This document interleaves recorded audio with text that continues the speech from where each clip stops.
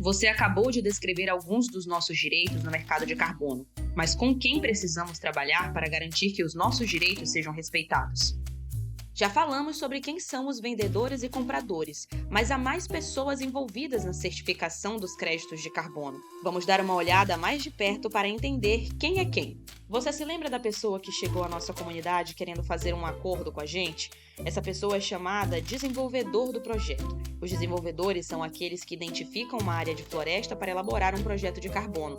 Eles calculam quanto carbono está armazenado e absorvido nessa área de floresta e quais são as ameaças de desmatamento lá.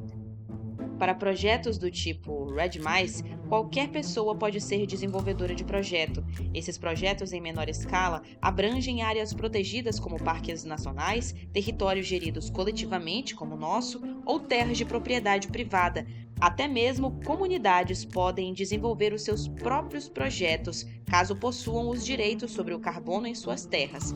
Mas, para a maioria dos projetos desse tamanho, o desenvolvedor é geralmente uma empresa privada.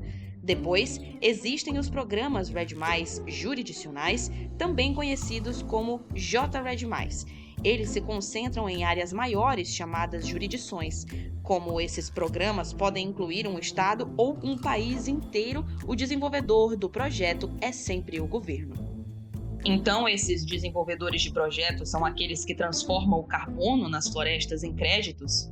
Bem, eles dão início ao processo e desenvolvem os projetos destinados a proteger a floresta, mas todos os projetos ou programas de carbono precisam passar por um processo de certificação antes de poderem vender créditos no mercado. O processo de certificação é como um teste, como uma lista de requisitos. Alguns desses requisitos têm a ver com o monitoramento e cálculo de quanto carbono está na floresta. Outros requisitos, chamados de salvaguardas ambientais, impedem danos aos ecossistemas naturais, como derrubar florestas nativas para cultivar apenas um tipo de árvore.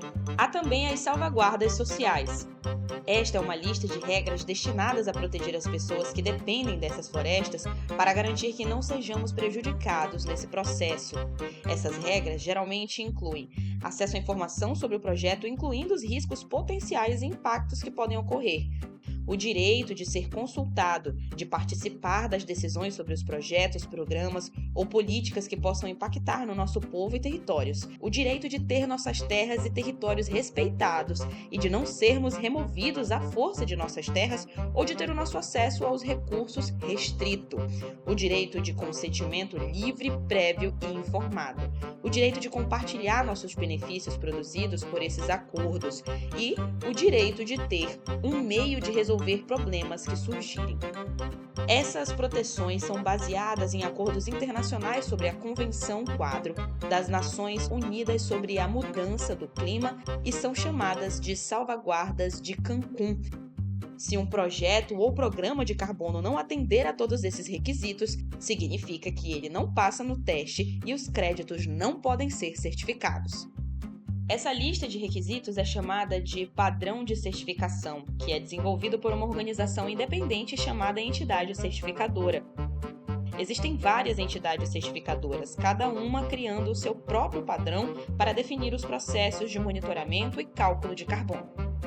Por exemplo, 2 padrões muito comuns para certificar créditos ao nível de projetos são o padrão de carbono verificado, VCS, desenvolvido pela Verra, e o padrão de carbono plano vivo.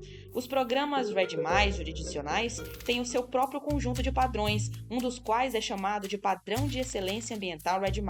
Também é conhecido como TRES, desenvolvido pelo Organismo de Padronização ARTE.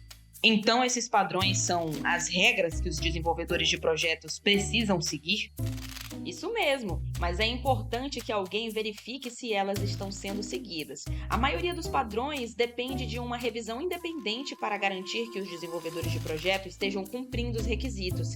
É aí que entra em cena um órgão de validação e verificação, ou VVB. Eles são contratados pelo desenvolvedor do projeto para conduzir essa revisão.